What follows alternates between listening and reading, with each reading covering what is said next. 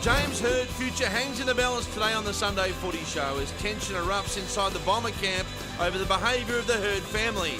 Award-winning Damien Barrett and the man in the know, Matthew Lloyd, with the latest. Pressure builds on the Kangaroos after a catastrophic opening. Captain Andrew Swallow in the studio to face the music. Melbourne's demons remain as the Saints march to victory. New coach Alan Richardson here exclusively on the panel. And Melbourne high flyer Jeremy Howe leaps into the studio. Plus, the Hawks' quest to go back-to-back is up and running. Star Isaac Smith in for a chat. A sobering story of football and family. AFL umpire Jordan Bannister opens up on a tragedy that changed his life. All that and much more on your number one Sunday footy destination, the mighty, all-conquering Sunday Footy Show. Good morning, everyone, and welcome to, there we are, the Sunday Footy Show. Dramatic day today with James Hird's future very much at flashpoint that dominates the program. We're going to get right into that story straight off the top in just a moment. The whole crew is here. The King of Geelong, Billy Brownless, is here. Welcome to Bill. We welcome back Nathan Brown. The newly award-winning Damien Barrett is with us as well. Matthew Lloyd, the five-time All-Australian, and the Brownlow medalist in Shane Crawford. That's correct. As we look at the results into the second half of round one already in what's been an interesting round. Geelong on Thursday night comfortably. The Bombers over North. The fallout still being felt there. Andrew Swallow to join us. The Hawks were tested but came away against the Lions, and St Kilda beat Melbourne and 1-0 despite having half their side out last night. It's a fascinating situation in round one. The ladder as it stands doesn't mean much at the moment. Fremantle and Essendon in the top two and GWS in the top four at the moment. A long way to go in the season, as you can see. West Coast and Bulldogs to play the ninth game in the round this afternoon. But we start with James Hird and the situation after Tanya Hird's explosive interview on the 7:30 report. Plenty of confusion today as to whether he'll continue as coach of Essendon. Matthew Lloyd, you took this story to another level yesterday when you suggested that you'd been told he would be continuing next year. That's right, Hutch. I know a lot of people, obviously, around the Essendon Footy Club, and I received information yesterday about 6:30 that James and Paul Little had spoken yesterday. I must have been over the phone, obviously, with Hirdy being in Singapore, and that they smoothed a lot of things out, and that James Hird believes that he will be the coach of Essendon moving forward. From the outside, it's hard to believe that he could continue as coach. Are you certain that he'll go on? Yes, I wouldn't have gone with it unless I was certain.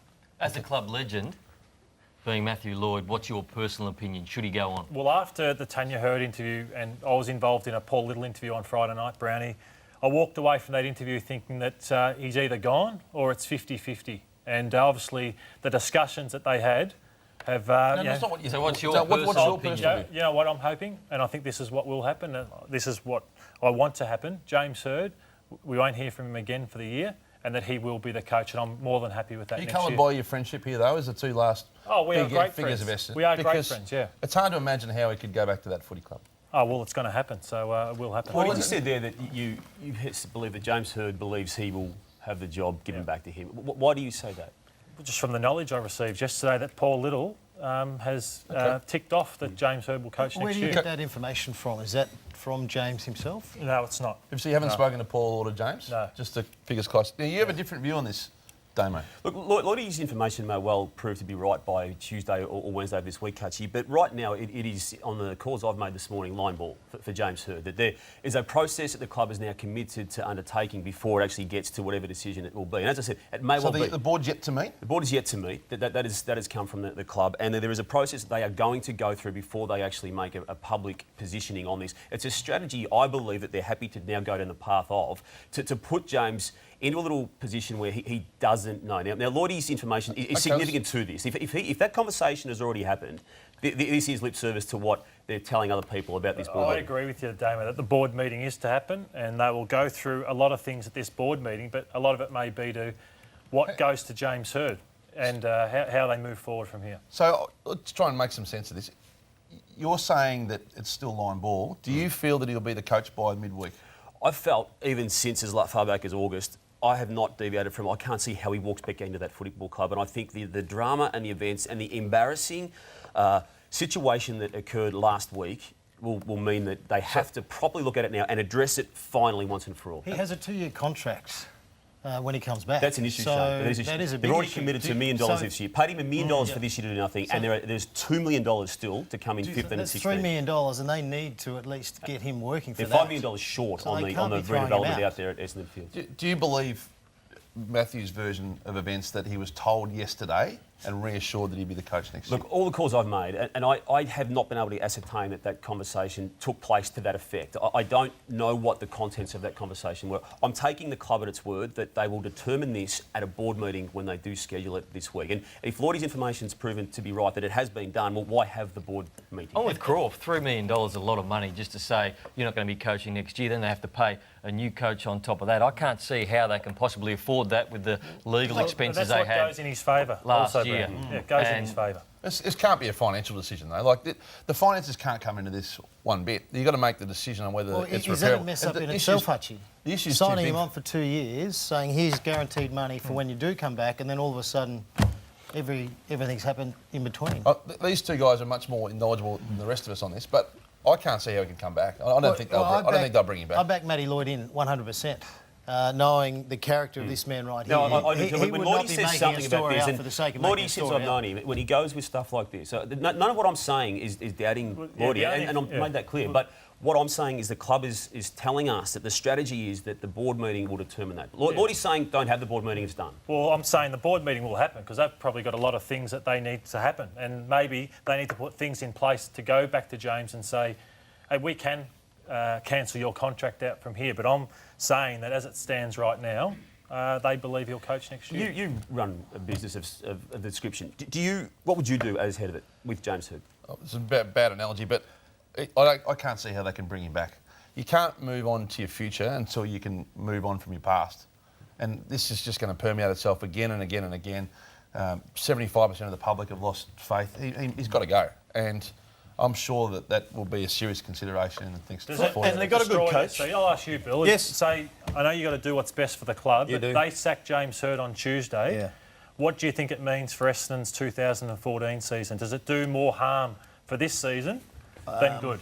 I tell you what is interesting is the supporters, after one win, have already changed their mind and they love Bomber Thompson. And we are unbelievable as supporters of our club. If our club wins, it tells you the club's bigger than the individual. Yeah. And Bomber Thompson wins, the arm goes around from the president, which was an unbelievable thing in itself, and then all of a sudden we're in love with Bomber. Bomber's a coach, he's going to take us, and you forget about James Hird. It's just funny how it all changes in one win. What's unique here is that they don't under any time pressure. Like normally when you've got to move a coach on, the way they've left him hanging is quite strategically smart because that would be making him sweat. This is how it began. This is what Paul Little said on Friday night before Matthew's comments yesterday about James Hird's future. Look, I think up until the events of the last 24 hours, we believed that James was acting and responding to our request in a positive way. The club will need to meet now, Eddie, to determine how we go forward in relation to the James Hird issue and probably the broader group that surround James. I think technically James needs to control those around him. I don't think anyone would argue with that. It was Friday morning and Friday night on the respective radio stations, and they left him sweat since. Now, this is what Guy McKenna had to say. The coaches are interesting in this. The other clubs have already given criticism to the Coaches Association over their handling of it, and Guy McKenna was pretty blunt, the Gold Coast coach, in his view. You just need to bring all the parties together, sit across the table and say, we need to work this out now. And one of that is getting a fair few buttons out there and putting on a fair few lips and just shut up. You know, God, there's a football season about to start for your football club. If you love it that much, just button it. You might feel aggrieved, you might feel slighted, you might feel your reputation's tarnished, whatever the case may be, but it's for the greater good of your football club. It's fascinating, isn't it? More on Footy Classified tomorrow night. Let's move on to the Kangaroos, Lordo. They were very disappointing. They were, and I remember we've discussed this over the last few weeks. I think the coach under the most pressure going into this season, I think, is Brad Scott. You know, they've had 9th and 10th positions finishes over the last 4 years, and Croft, the performance they dished up, they didn't have any energy from the start. Jobe Watson just destroyed the North, and Brownie will talk about him in a second, but no energy, no spark, and the game style, I don't know what it was. It was like when you were watching, you're just waiting for them to get their game going and get some flow into it. But Essendon were fantastic, deserve a big tick. But North Melbourne probably when you look at all the losses, and I know we're talking about Collingwood, we're talking about Richmond, but North Melbourne's loss to Essendon is probably the most significant within the season. Well, Crawford, 90 games duration now, the combined tenure of Brad Scott as coach and James Brayshaw as president. And both those men, Brad Scott initially shot after the game. James Brayshaw, after he'd had a night to sleep on it and think about it, has said this was the worst loss in that combined tenure. Because the bottom line for us now, if you can't win the ball and you can't defend well enough to get it back, I don't care what you can do with the ball in your hands, you won't play for us. And it's as simple as that, because tonight's performance was as disappointing as a performance as I can recall. There are 23 rounds, we know that. But you'd want a strong response. What Brad's talking, I agree with him, by the way. I think it's as close to as bad a loss as we've had in his time, and he said that, and I think he's spot on. The only sort of solace, if you like, that we can take out of it is that should have been 139 points. Let's take a look at their midfield and their performance on the weekend. Names like Jack Zeeble, Cunnington, Bastanak, Del Santo, they were just monstered. Some of the players, Essendon, Heppel, 16 marks. I think Howlett took 16 marks, Brownie. Not good enough from the midfield. No, it wasn't. And we've heard Brad Scott talk about their midfield. If you're not going to play two ways, you're not going to get a game. And there was a couple of times, Zeeble in particular, Bastanak. Zeeble the other night was on, and we're going to go through it later, on Brendan Goddard. Just gave him 20 metres, was trying to point to him to try and get somebody else to take him. That's been going on for 2-3 years now at North Melbourne. Hasn't changed in round one. Something at that footy club has to change if they're going to play finals again this year, because their midfielders all go one way. How do you have a whole pre-season? Well, you make big calls and what sort of call? Big players into the twos. Are you talking fitness? Are you saying Zeeble? I would say Zeeble. After his dropping performance, to the twos on the back of one he's game. a terrific player, but there's got to be a statement made. You've got to draw a line in the sand Zeeble at after any one football game. club. That's only my opinion. I would drop Zeeble after one game. From what I saw the other night, from watching it on TV, I wasn't live at the game, and I rate Jack Zeeble as a very courageous player, wins the ball, but on a couple of occasions the other night, he just didn't want to go the other way. We've all been accused of that as footy players. I have, and Jack Zeeble did it the other night, but I wouldn't. I would drop somebody to make a statement they need to play two-way football. Well, let's look at Nick Del Santo at the first bounce on Jobe Watson. I think here's some key moments in the game. Nick Del Santo at the back of the stoppage. Watch how easy Jobe just reacts to this. Watch Heppel off the back of the line. Daniel Wells just lets him run and win the footy. That summed up their night. Watch this. Paul Chapman up against Scotty McMahon. You've got to have an arm across in the defensive 50. Scotty McMahon just lets Chappie get that out the back of the stoppage. He's got another 5 seconds here, Scott McMahon, to find Paul Chapman. He's nowhere near him again. Give Chappie that space. No wonder he had a good night, because Scott McMahon didn't go near him. And then the one Brownie's talking about. Watch this here from Bastanak here, up against Goddard. No arm across yet again, Damon. That was just far too easy and pretty much summed up the night of the Kangaroos. Jobe Watson was fantastic the other night. A couple of highlights from him. He just ran around on his own for most of the night, particularly in the first half. 25 disposals. He just did it with ease. That's the same one we saw before. But the amount of times he stood on his own, was able to collect the footy in space on his own, and he's such a good user. When he came into this competition, he wasn't a good user, but now he's able to use the footy so damagingly. You can't allow Jobe Watson, who's won a Brownlow medal, to run around on his own in the first half. And they needed to man him up. They needed to put some more pressure on him. But he was terrific again, Jobe Watson. 3 votes for the first game of the night. Yeah, and went forward and led out there, kicked a couple of goals. But Paul Chapman's the other one. He had no one on him for a while there also. He just moves so well. He knows where the goals are.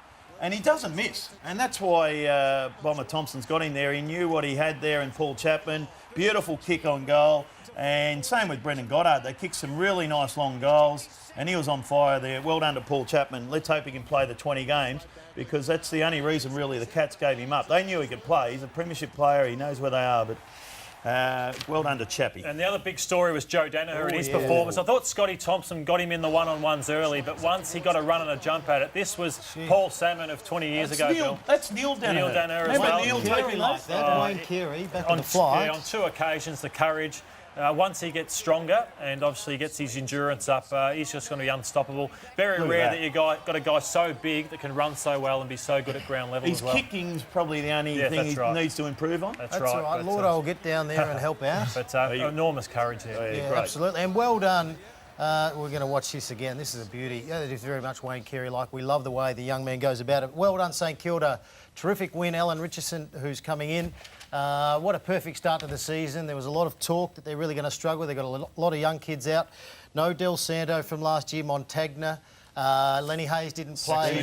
Jack Stephen. Fisher. Ben McAvoy. So it really was a huge turnover, but it was just all the youngsters. McAvoy's not going to play probably anymore. Well, no, that's right. And same with Del Santo. But that is a huge turnaround, Bill, when you look at their list. Oh, and so that's why the win was so good. When you look at it, ordinary. Saunders, Templeton, we'll talk about him later. Started with Nick Riewoldt, no doubt. The leadership was magnificent last night. Absolutely. He'll be on Footy Classified tomorrow night. One of the great captain's games, Chris. And work rate. You just think each year, surely Nick Riewolt's going to drop off a touch. Yeah. But he looks like he's improved, if that's possibly the case. He kicked 3 goals. He worked right up the field. He never stopped trying and leading and presenting. I think he's still just preparing a to have wonderful 3 years captain. from now, Croft. Like this year, next year, and 2016 as well from now.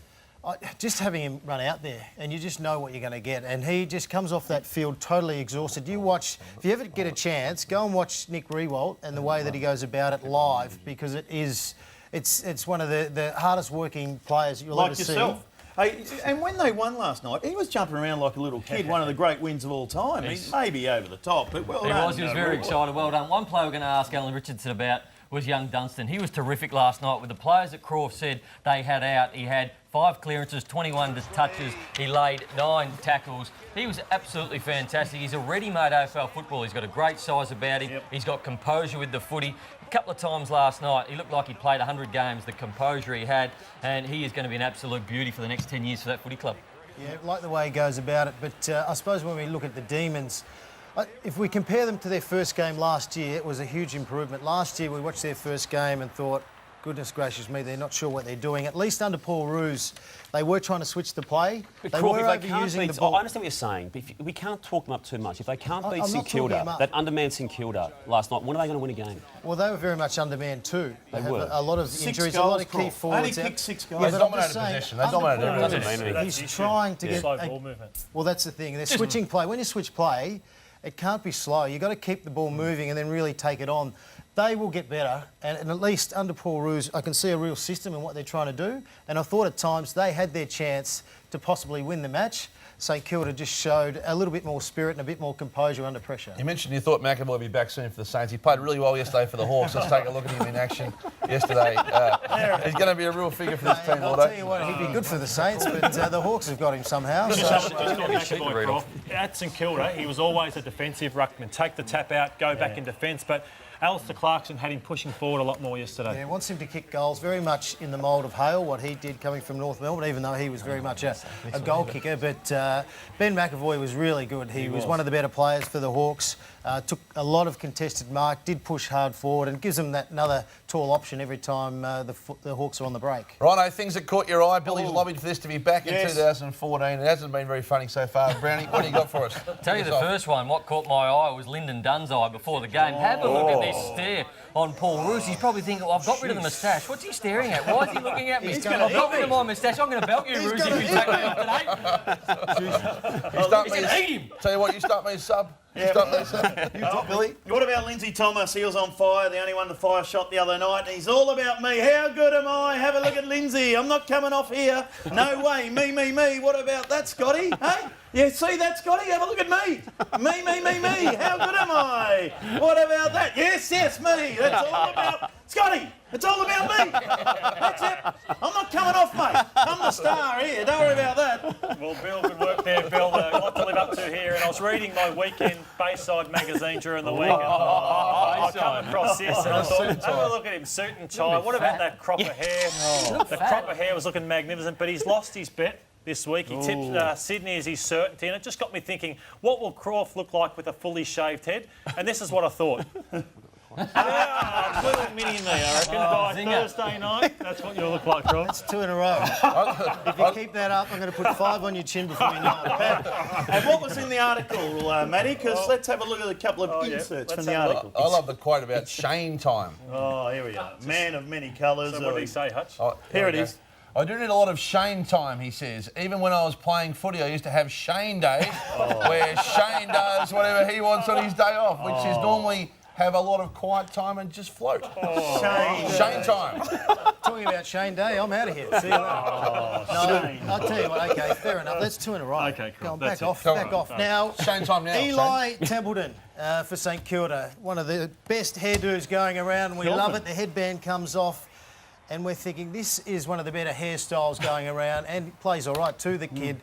Not since this young man, who is now retired, but also a part of this panel, have we seen a hairstyle like Nathan Brown when he first started at the Bulldogs. Take us through that dude. I can't. That's indefensible. I'm sorry about that. It's like something off Angry Boys. Silverchair was pretty big then. Now, in all seriousness, I'd like to have a bit of fun, but on Friday night, the Victorian Quill Awards, the highest honour in Australian and Victorian journalism of all mediums, all sections.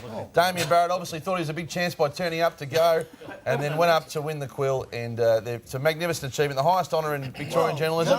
Magnificent prize. So we salute Damien and we clap him for his wonderful year. Well done, Damo. Come on, Damo.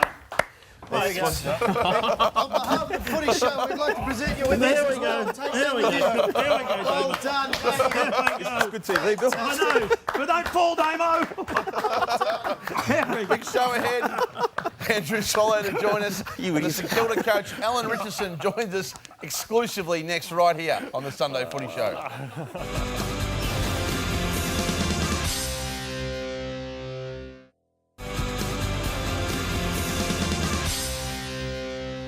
With the Sunday Footy Show, massive show ahead, and we'll keep you across the James Hird story as it develops through the course of the program. Maybe some premature doom around St Kilda from many of us. They had a wonderful win last night over the Gallant Demons by 17 points, 10-8 to 6-15. Jones, 39 touches out of the blue, and Nick Revolt was sensational, Brownie. Yeah, he certainly was. Reece Stanley kicked a couple also. Farron Ray was good. Dom Tyson, Bernie Vincent, his first game for Melbourne was good, but 17-point victory to St Kilda as we welcome the St Kilda coach and Alan Richardson. 1 win from 1 game, a great start. It was good, Brownie. Yeah, there was a lot of talk about the fact that we were undermanned with respect to experience in the midfield. For our young guys to get that opportunity and to rise to the challenge was really impressive. You have to make decisions when you're coaching pretty early in a game, late in game, but 6 minutes in, they'd kick the first 2 goals. Struggling to get your hands on the footy. Did you have to make a decision then to maybe put a player behind the ball, or did you back the players you had out there and the structure you had to get back in the game? Because those first couple of minutes looked dicey. Yeah, no, the guys were a bit anxious. They were a bit fumbly. I was really confident that they were there, ready to play, but just the occasion, first round, been a big build-up, etc. I think it got to a few of the boys, but we certainly didn't need to put a number behind the footy because we were all back there. That we didn't get out of their front half for a while. But to their credit, we were able to steady, kicked a late goal, obviously, and then going into the break, you could just sense that if it is that we could continue to match Melbourne with intensity, or a chance to end up with the result. We have a look at a couple of the highlights now. The poise of your side, I thought, was a difference on the night. Melbourne had a heap more of the footy than you, 70 more uncontested possessions, but when you went forward with the footy, you seemed to be able to find the targets a lot more than them, and at the end of the day, probably won you the game. You'd have to be happy with that. Yeah, no, we were, Brandon, there's no doubt about that. We were reasonably comfortable with the way the forward line functioned. We're going to ride really heavily on Nick. He was outstanding and probably turned the game in many ways in that third quarter. But the biggest, most pleasing factor for us was how physical we were. We thought that our tackle, our pressure on Melbourne was good. They've had a fantastic pre-season. They're going to be a good team, and with some of their forwards out, we needed to make sure we put enormous pressure on the ball, and we did. Richo, you've been to a number of clubs now in terms of waiting for this chance to be a senior coach. How much of Port Adelaide have you taken to the St Kilda Football Club in regards to the fitness regime, which has been hyped, and the way they move the footy? Or is it a mixture of everything? Look, it's certainly from an attitude perspective, and that is that we're going to turn up and we're going to work really hard on our game, whether that be your physical capability, your endurance, your power, and on your craft. Absolutely, very, very similar philosophically in the way that we're going to approach the program that is going to underpin the way we perform on the weekend. We're going to be a little bit different, both defensively and offensively, but certainly in terms of rolling the sleeves up and everyone working hard to make sure that we end up being where we want to be, there's no doubt we're very similar that way. Can I ask you on a personal basis, it's great to see you winning and you've joined the club, but what made you change your mind? Because initially you ruled yourself out of the gig. Yep. Can you take us back to the circumstances of how you ended up, not a backflip, but what made you change your mind and in 24 hours be the coach? of St Kilda? Look, I think initially, Hutchie, it was the timing was awkward. I played a really significant role at the Port Adelaide Footy Club. We were about a week out of going to the draft. You know, I'm heavily involved there. That was a challenge, and but then ultimately, here's an opportunity to potentially be a senior coach, something I'd aspired to do for my whole life, my whole professional working life, outside of being a player, and then eventually that was real. There was a real chance I was going to coach. It was really down to myself and Choco, and so I took the punt. I was really concerned about going for a role, not getting it, given the significant role that I was playing at Port Adelaide and the timing of the whole thing. That was the challenge. So did you refuse to be interviewed initially?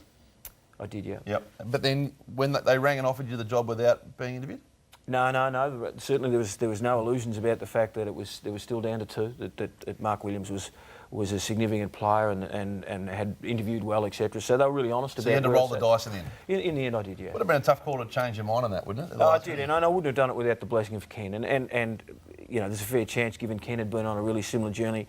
I went to that meeting pretty late at night, knowing what his response would be, but out of respect for what that footy club had done for me, and the lateness of the decision that was going to be made, you know, I had to make sure that we ticked that box.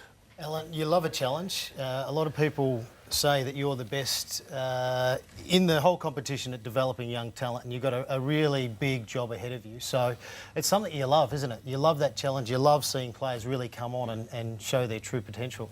Yeah, no, you're right, Croft. I find it incredibly exciting, the challenge ahead, and we're not going to balk from the fact that there'll be times when it is a real challenge. There'll be times when the scoreboard doesn't work for us. Win-loss mightn't be attractive at stages, but we're going to make sure we put games into the young blokes. We're going to make sure that our leaders are setting a fantastic example for the young blokes when they play, and they'll still play a significant role. But to have the opportunity to work with a group and a footy club that knows where they're at and are committed to making sure that we put time into these blokes and have a program that gives us opportunity to deliver on that is really exciting. A lot was made of you guys trading Ben McAvoy. He was very good for Hawthorn yesterday, but Tom Hickey last night took over the #1 mantle of ruckman. He was fantastic. His follow-up work at the centre bounces, he was terrific inside.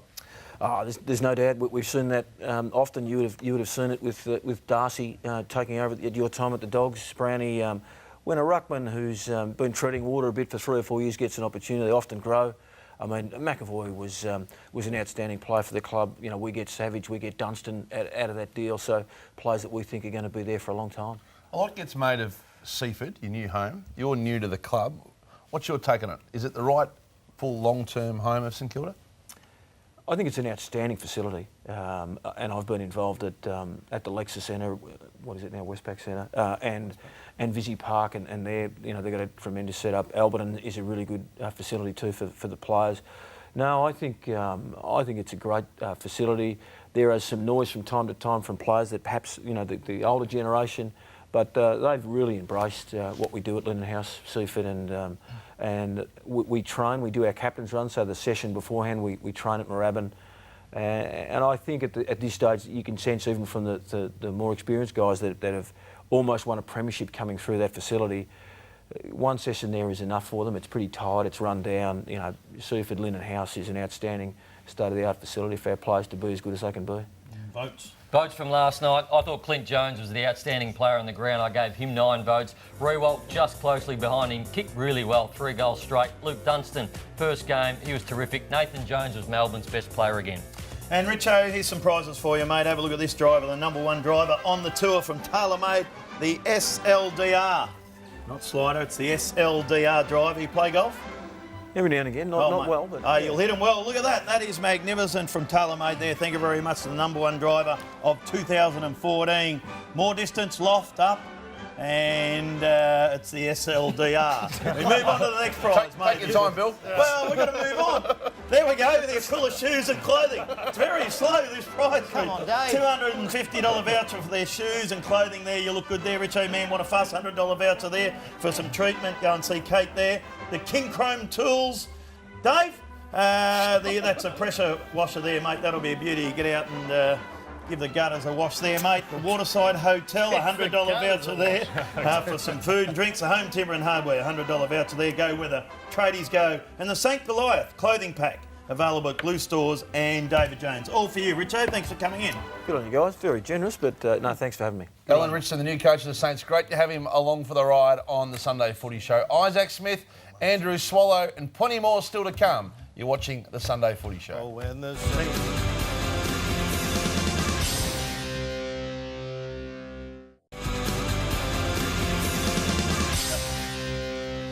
Welcome back to the Sunday Footy Show. Well, it wasn't Shane Day yesterday, it was Hawthorn's Day with a fantastic win over the Brisbane Lions by 48 points. Tested undoubtedly throughout the course of the game, Shane, but they were able to rally in the third quarter on the back of Ruffy's 5. And Brewster is in sparkling form. He's Lordo's man. He's kicked another 5 yesterday. Yeah, he was very good. Roughhead for 5. A lot of those goals coming in the last quarter. Bruce Gunston kicked 2 of those goals in the last quarter. Birchall was very good off half-back. Jonathan Brown should have kicked 6. Those 2 behinds were a disgrace. He's much better than that. Rockcliffe was good playing on Sammy Mitchell. West kicked a few goals too, and Zorko was very lively for the Brisbane Lions. But we have a very special guest, Isaac Smith, premiership player now, had a very good game yesterday, 26 possessions, kicked a goal. Might have kicked 2, did you? Sorry, mate. You kicked 2 goals. How are you, mate? They're hard enough to kick. I'm not gonna... A bit rusty early, but you finally found your feet and got the season underway. Yeah, I think that's a bit of round one. You know, a lot of turnovers, a lot of skill errors. Brisbane certainly brought the pressure and caused our errors, but yeah, in the end we were able to get some run and get over the top of them. Tommy Rockcliffe and Mitchell, they had a bit of few words to each other cross throughout the day. Well, that's right. Tommy Rockcliffe got in their face early, got the first goal, and told Sammy Mitchell all about it. This is very much a set play. Just get the ball forward, let Bruce run onto it, and kick another goal. He just bobs up everywhere, doesn't he, Lukey? He's just got a great knack of doing that. Yeah, he's probably a bit like Mitch with his lateral movement, and he's so quick and he can blindside you so quickly, but he's a New South Wales boy, so you don't expect anything less, really. That's right. Yeah, Shields kicks a goal. He, for me, was probably best of field in the first half of the game. But credit to the Lions, they just kept coming at you. We're all thinking it was pretty much going to be a one-sided game when you looked at both sides and the experience from the Hawthorn point of view, but they were great. Yeah, no, they brought a heap of pressure, and they got a great young midfield coming through, and I played on Aish a bit on the wing, and he looks like a likely type, and Golby as well, and they got a few blokes running through the midfield, which are looking really good for them as well, so that's good for them. Isaac, going inside 50, how different was it entering the forward 50 without the big number 20? There was another number 23 making his debut in Tim O'Brien, but not having Big Bud there. Did it change much at all? I don't think it changed a hell of a lot, really. I think towards the end of last year we played Bud probably higher up the ground as a sort of half-forward flanker, and yeah, Big Tio, Tim O'Brien came in and probably played the same role, but then, as you saw, Gunner kicked 2-3, Ruffy 5, Punky 5 as well, so yeah, we still had lots of options, which was good. Smithy. Smithy finishes the game off there, and it was all about the last quarter. The Lions actually got to 2 points in the third quarter off the Hawks. And then the Hawks really kicked into gear, had a lot more possession, efficiency-wise, used the ball really well in that last quarter, and Isaac finishing him off. But well done, Tim O'Brien, his first goal. 10 individual goal kickers, even though a bit rusty, got going towards that last quarter, and it was a pretty good win when you look at it. It was. The cameras were on pre-game. Clarko here, the coach, have a look at him here doing some pre-game stretching. What's he get involved, does he, little Clarko with the boys? Yeah, he must. I haven't seen. I don't know what he's pulled out there, but yeah, I don't know what he was up Where'd to. you get that from, And Bill? well, that was. And then, of course, Sammy Mitchell. Have a look at this for some soccer skills too. It's not bad. Yeah, Mitch prides himself as a bit of a soccer player. He's always walking around with the soccer ball, and it's great to see that he's placed himself right in front of the camera there. You wouldn't expect anything less. I wanted to ask you about Dale Garlick, obviously going back to Perth for the week. Will he be back next week like they're saying? Because he seems like he's had a great pre-season. Everybody's talking him up, and it was a surprise to most people that he's not at the footy club at the moment. Yeah, no, he's had some obviously personal issues that have been reported, but he just went back to Perth, I think on Wednesday, to get his licence and get all that in order. So he'll be back this week, and yeah, he's got some skill. Hutch, it was 53 to 50 inside 50, so the Hawks only had 3 more inside 50s, but I think this is where the difference is between those two sides yesterday and why Hawthorn are the most destructive team in the competition. Let's take a look at the ball movement of the Hawks. Look at this here. I freeze it because most teams would just look to hit a short there or go wide. Jordan Lewis goes down the corridor, and they're so good by foot. Probably the best complete team by foot that I've ever seen in the game, just from one end to the other due to their ball movement. And I wanted to show Isaac Smith here, actually, again, just the running of the Hawks. So Isaac's here. Usually Cheney might have to go back behind the mark. He can just overlap like that. Good. Once again, there's another overlap with Isaac's hard running. This is what it creates. We saw North the other night, and we keep going on about them. They didn't run. We saw Collingwood on last Friday night, wouldn't run. And watch what this causes, just the overlap. Coast to coast. I could have shown 5 of those, and the Hawks are just so good by foot. I tell you what is interesting. It's nearly worthwhile having the cheat, and we all hate cheats in footy, but the cheat that runs out the back in those kick-ins, and if you got the skills, you get a very, very easy goal. Yeah, I think Punky gets a few of those each year, but even the other night I saw Jimmy Bartell snag a couple. Exactly. And, that's where if you can get that overlap and get that player out the back. Certain goal. You're a very understated player. You don't show your emotions much. You don't give us much energy, as we saw in the grand final last year when you kicked that famous goal. Let's go back and look at you, just all business, kick it through, and then just no emotion at all. Straight back to the centre. Just really understated.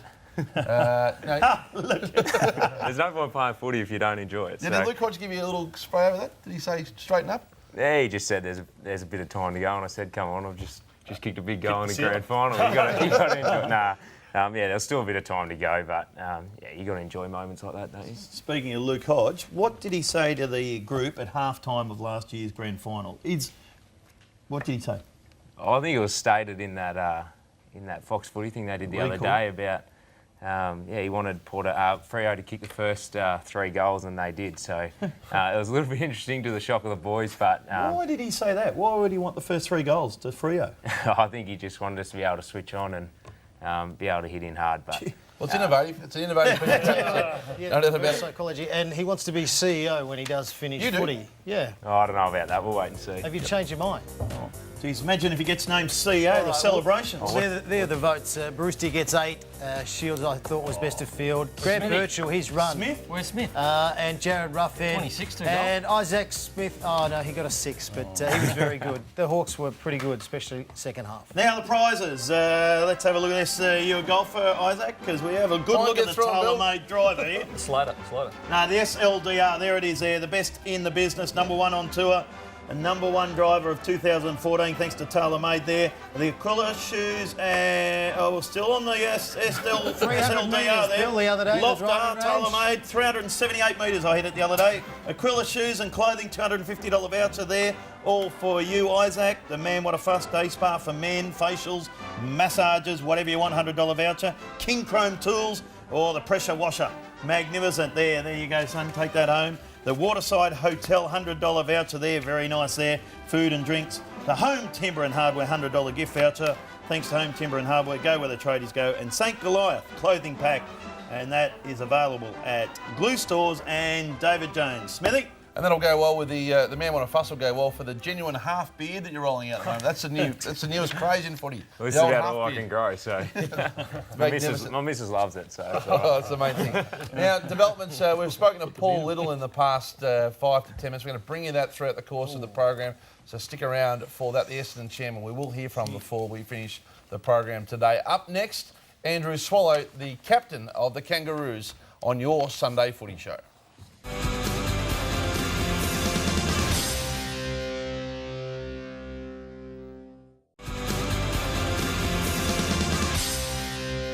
With the Sunday Footy Show, a bit of fallout for the Kangaroos in what their chairman and coach described as the worst loss in their tenure on Friday night against the Bombers, who were magnificent. We're going to get the Kangaroo perspective of that in a moment, Lord Abbott. A 39-point win on Friday night. Yeah, Hutch, they got to 4 goals apiece after the Bombers kicked the first 4 goals, but it was all Essendon after that. 15 goals to 9. Chapman was great. Goddard was brilliant. Watson best on ground. And Thomas, and I reckon the fullback, Scotty Thompson, were the 2 good North players who could hold their head up high. But a man who couldn't play, their skipper, Andrew Swallow. Thanks for joining us, but I just want to put these stats to you. You had 150 less disposals, 44 less contested possessions, 119 less uncontested possessions, and 86 less marks. And Brad Scott had you in the room, the team. You got down there for a long time. What was the message, as he said, and how hard did he go after that? He went hard, probably as hard as what he has in his tenure. So extremely disappointing. I think all those stats you had there, he had them up on the whiteboard. And the most disappointing one for us is the contested footy. You know, we've been a really good side over the last sort of 2-3 years. We've got some great players in there, but you know, the fact of footy are, if you can't get your hands on the footy, you're going to be no chance of winning a game. Nath Brown was very critical of Jack Ziebell, saying he should be dropped. Matty Lloyd and myself don't agree with that. What's your thoughts? Do you think there will be changes coming up this week from the personnel that ran out on Friday night?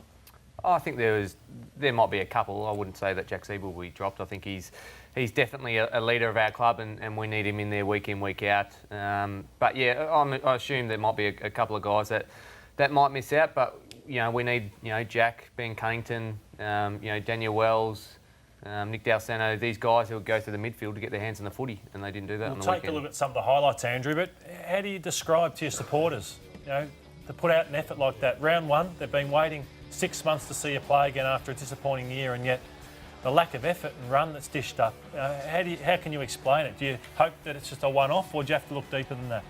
Oh, I think as I said before, we've been a really good contested footy side for a number of years now. So I think at the moment we just have to put it down to just a one-off game. It happens for 3-4 weeks. Well, then we've got some serious issues. But at the moment, all we've got to do now is go back, regroup, and hopefully come out next week and put a better performance. The boys just said that I said Jack Ziebell should be dropped. It could have been any number of those midfielders you who didn't say played through there. And I'm just saying it could be any number of the midfielders, but I did say Jack Ziebell. You did say Jack, yep. Because there was a couple of instances in the game. Now, when you're good, you're really good, but when North Melbourne are bad, it's really bad.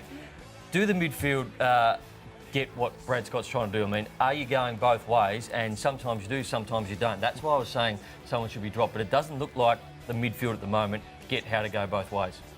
I think there's, I suppose, a bit of adjustment. I think we're trying to tinker a little bit more, try and stop a few easy goals, and it's probably changed the mindset of the players a little bit, and we're just trying to find that balance at the moment. That's probably been the hard thing.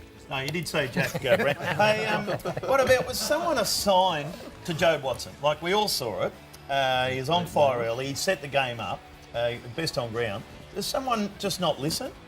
No, there was I suppose, a set task to really try and nullify him around stoppages, and obviously it didn't get done. We thought around the ground we could try and get a few guys to run off him and work off him, but we wanted to make sure we stop what he's good at, and that's the contested footy, and obviously he had the ball on the string, so it didn't work, obviously. There's expectations. They are big, and the pressure's going to build pretty quickly. Do you think that's even a factor at the moment for you?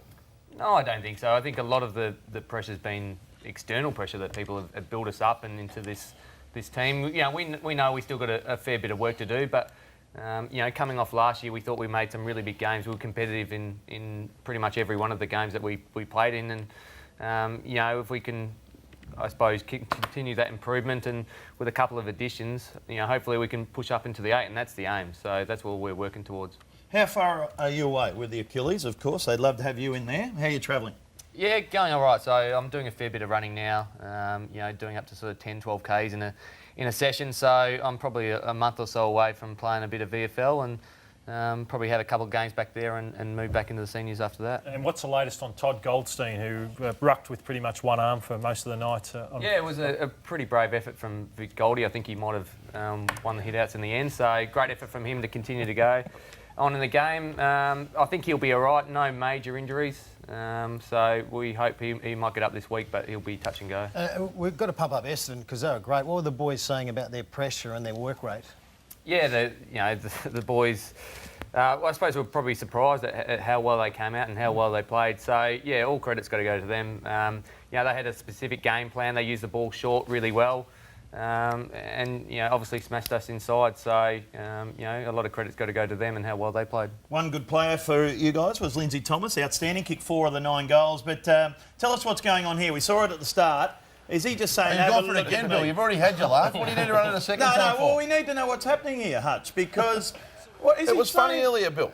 What is this? What's he saying here? No, I suppose with the interchange cap, that he's trying to work out whether he can come off. So we have a set sort of thing with our some of our forwards and defenders, and the coach calls when they come off. Yep. And he's probably trying to get off. He's probably stuffed. So he's trying to see if someone can get him to come off, and obviously it didn't work. So. And here's the votes from the weekend. Watson, 25 disposals to half-time. He took the game away from North. Paul Chapman, 4 goals, brilliant. Goddard loved his game, and Heppel, 37 disposals. What about Hooker? Hooker? No, a lot of chips across the back Petrie line. to 3 kicks. Yeah, I know. Does Paul Chapman hurt you, Bill? No, because I love seeing Chappie kicking goals and playing good footy. Good on him. Wish he was a bloody Geelong. It's been kind of Andrew to come, and he's here to promote Harvey's Heroes on the 8th of April, which is the junior supporters. And you get a chance to meet Brent Harvey, have the clinic. Harvey's Heroes membership is a must at nmfc.com.au. Thanks for coming in. No worries, guys. The Thanks for having me. Kangaroo skipper joining us, Jeremy Howe, to do likewise next on the Sunday Footy Show.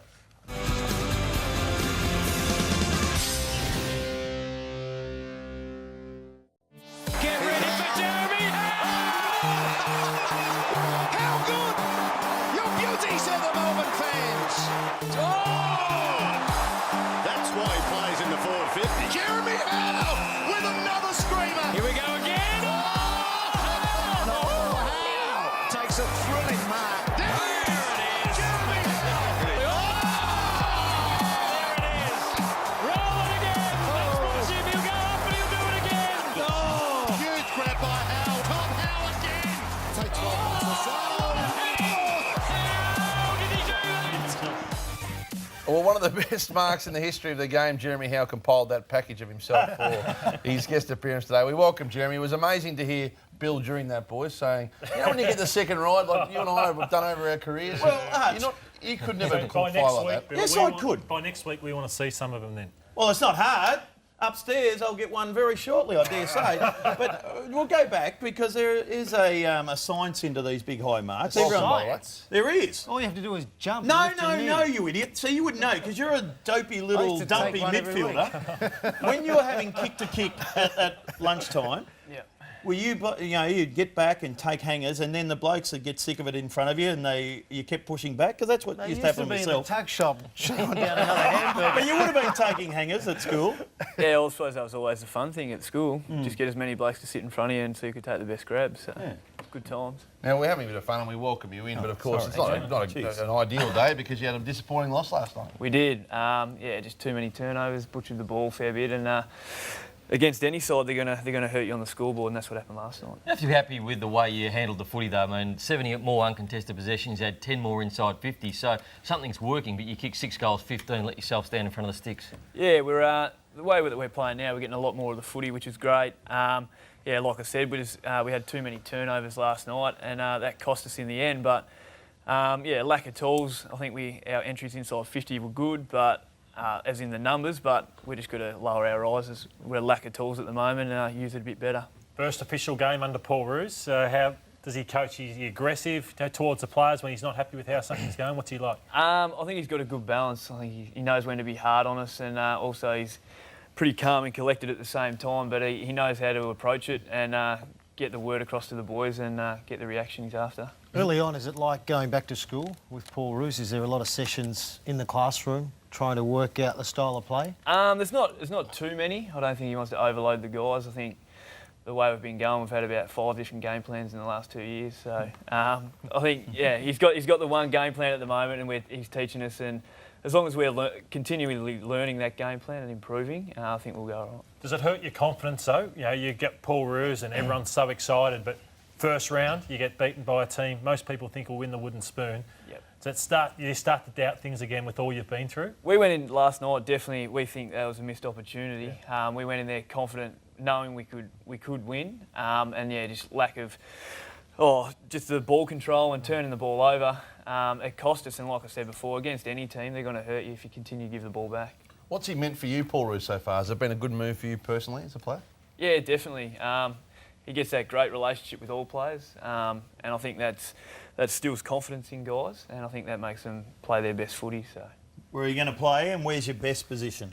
In the forward line, obviously. If we can actually get some big guys on the park, would be great. Help out us small guys. As that probably the third, fourth. Tall forward or medium forward. So. Bill, what's the secret to taking that perfect high mark? Well, it's judgment, and it's very hard to jump on a bloke's back. Let's have a look at it here. Sometimes you get a double ride. You do, don't you, Jezza? What do you mean a double ride? Well, you go and then you go again. Oh, yeah. You do, and no doubt about that. But it's all Jeremy about just judgment. said, no, you don't. What do said you- he's never heard of the double ride. I've never had the experience of a double ride, but maybe you can tell me what it's all about. Well, you go and then you go again. But you just set yourself here, don't you? You love this stuff. And it's exciting. We love it. So you jump on his back and then off his back you jump again? No, because then they jump and you get another ride. Oh, so they jump while you're on their back? Yes. Okay, got it. Look at all these. Do you love watching this? Oh, it's all right. That's all right. He's won 10 cars. What about this one here? Almost Footy legends here. Sent in the early days when he was playing for Hobart over there. Look at this. This is what started it all, wasn't it, Jezza? Yeah. Oh. That was one of my finer haircuts back in the day. What have you won in your lifetime? Give us a stock take on what you've won for your marks. Just a car. One car? That's it. Just a car. That's it. That's all I've won. No, nothing else. Nothing Oh, else. that's a bit unfortunate. I reckon there's a lot of kids watching at home and they're probably thinking, how do I take a specky like Jeremy Howe? Well, I want to assess how he does it and how he sets himself up in the lead up to the mark. So let's take a look at Jeremy Howe here in action. Oh, sorry, got the edit wrong here. But so you've got to just set yourself and then you just launch, you get the double take, as Bill That's said. it. And then this is where you look where the cameras are and you just say, me, and then you come down and then you look up on the screen and watch it a few more times.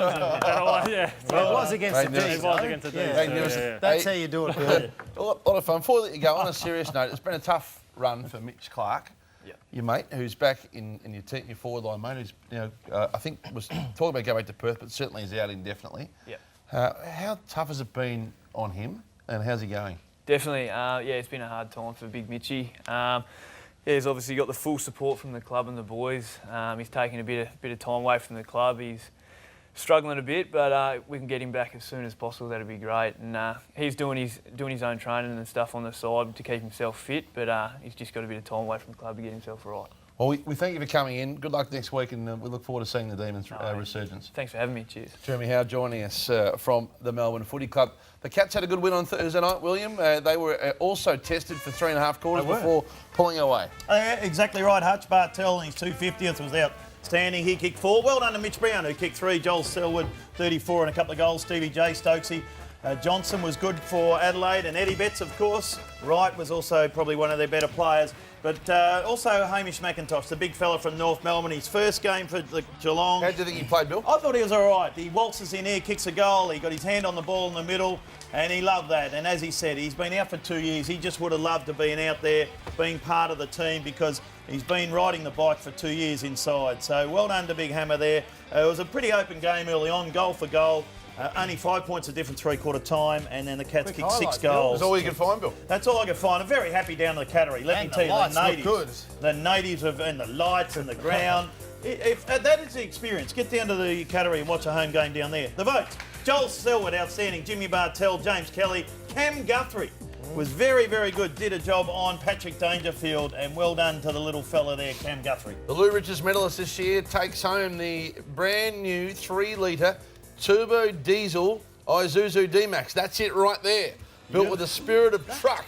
You can depend on the D-Max to handle everything you throw at it. Renowned for its excellent fuel economy, Brownie, advanced safety features and off-road performance, the Isuzu D-Max is backed by a rock-solid 5-star 5-year warranty. Discover more at isuzuute.com.au. Plenty more to come. Paul Little to join us next, or not to join us, but we'll hear from him very shortly via Damien Barrett in the Sunday agenda. This is the Sunday Footy Show for Home Timber and Hardware. Go where the tradies go. This is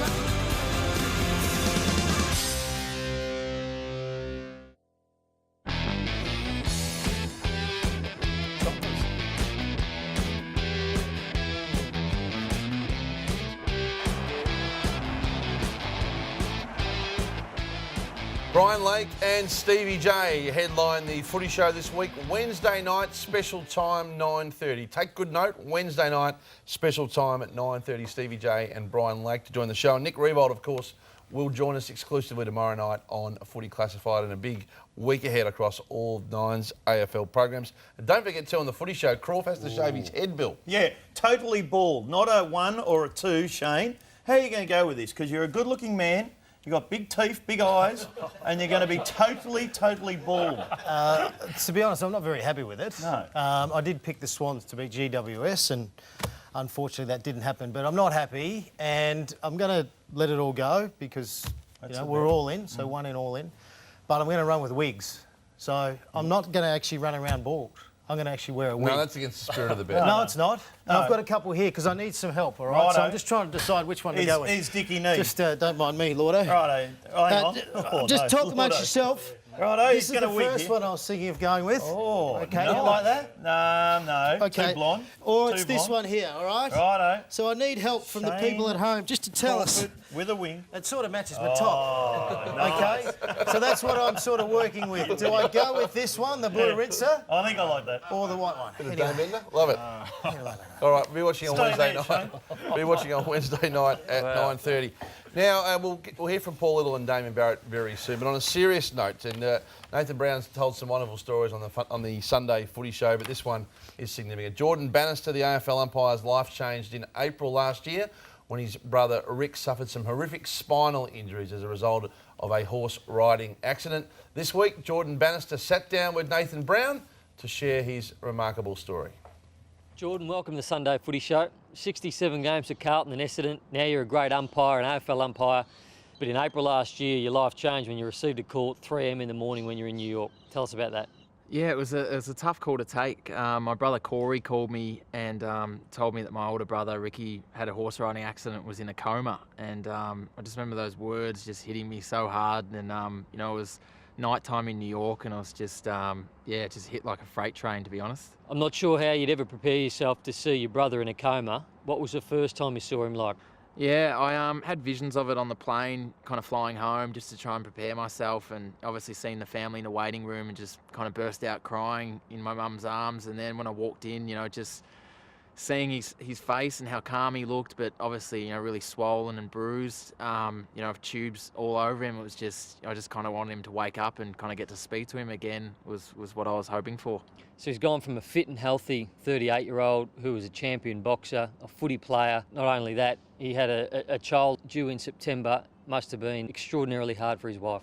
Yeah, absolutely. It must have been so tough on her to kind of have this vision of your life, with your husband at home and your first kid on the way, and then your life's kind of turned upside down, and all these visions you have of how it was going to be, it's totally, turned sideways. But that was probably the toughest thing, having his kid on the way, and he was going to be the stay-home dad. He had a business he could do on his farm, and he had his whole life mapped out. And then one day, you're in a wheelchair for the rest of your life and pretty much fighting for your life in those early stages. On the third night, you're able to communicate on a whiteboard. What was that like? Yeah, actually brings back memories. I forgot about that. I remember Rick was unable to speak at that stage, and I had a whiteboard up and was going letter by letter, and he'd nod his head when I got to the letter he wanted, and he just first said, "I'm thirsty," and then he swore at me in a funny way, which made me laugh. And then he told me he loved me, which I was sitting there at 4 a.m. in the middle of the night, just me and him in the emergency section of the Austin Hospital, and felt like crying my head off, but couldn't because you had to be strong for him. And then one of my other brothers would come in, and I'd go home, and it was just it was absolute hell in the first few weeks, to be honest. It was just so hard to get through. With everything going on, you're working full-time, looking after Rick, something had to give, and you gave up umpiring. Yeah, it got to a stage last year where I was working full-time, I was organising my brother's fundraiser, I was training with umpiring, and then coming in to see my brother, most nights of the week. And to be honest, I was just breaking down. Wasn't seeing anyone of my friends. I was just felt depressed as anything, and I just felt like umpiring was the only thing that I could give up. I couldn't give up my family or work. And then so it was so hard telling Jeff Geeshan and Rowan Sawers that I was giving it away after I'd worked at it for 4 years, but it just family came first. This is the Royal Talbot Rehabilitation Centre, and this is my brother Ricky. How's it going? How you going, mate? Good, mate. Jordan's been telling me how much he's been in here, how much the brothers, also your mum's been in here a lot. I mean, the support must be great for you. Jordan's been sensational, as long as my other brothers, but especially him with the organising of a lot of fundraisers for me, which has been really good. So, and my wife Emily, she's been tremendous looking after the young bloke at home. our baby boy, so she's been really good as well. Being a father myself, I can't imagine how hard it is having a little son at home and not being with him. I mean, you must be looking forward to the day where you can go home and just have him all to yourself. It really gets emotional when, you see some things on TV with, families at home raising their, the bloke at home and all their kids at home. And, I'm missing out on a lot of that, so I get to see him, as I said, once a week or twice a week, and that's only for a few hours. The big fella here, he's going back to umpiring. He reckons maybe around 4, 5, 6 debut again this year. Happy to see him back out there? He helped me a lot last year with the fundraiser, so we had to sort of take a step back from umpiring, but now that things are progressing here, it's good, really good to see him get back into it this year, and I can't wait to see him umpire the first game again. We want to wish you all the best in your recovery, and hopefully over time you can get a lot better, and thanks for joining us on the Sunday Footy Show to tell your story about your family. Yeah, really appreciate that. Thanks a lot. Thanks, Brad. Ta. Cheers, mate. Cheers.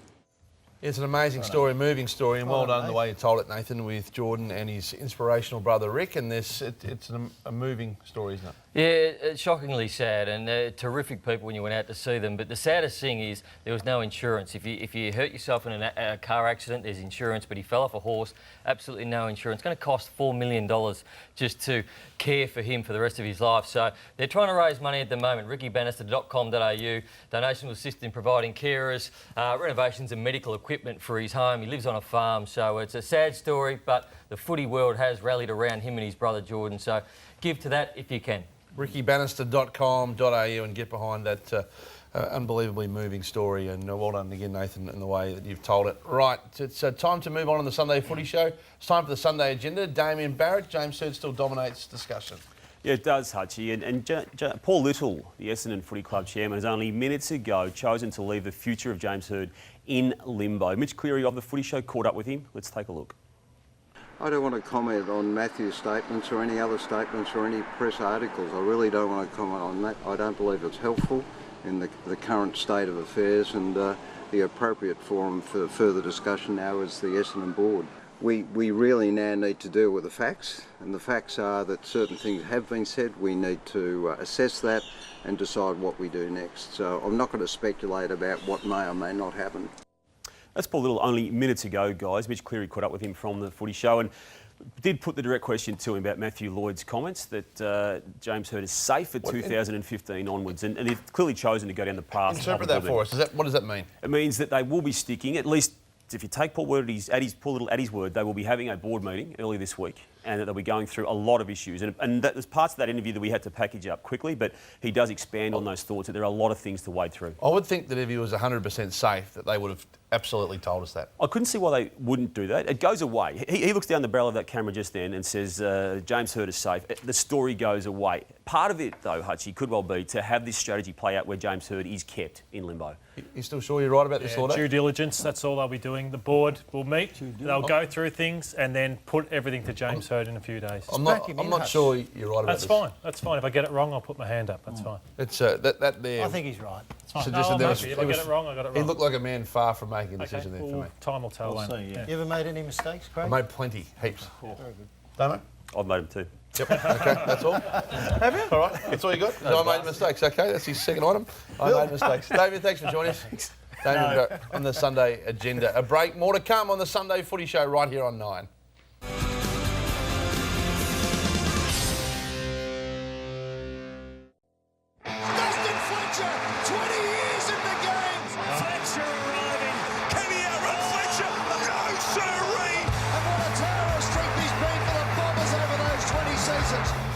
It's been a long journey and one that, I'm still looking forward to.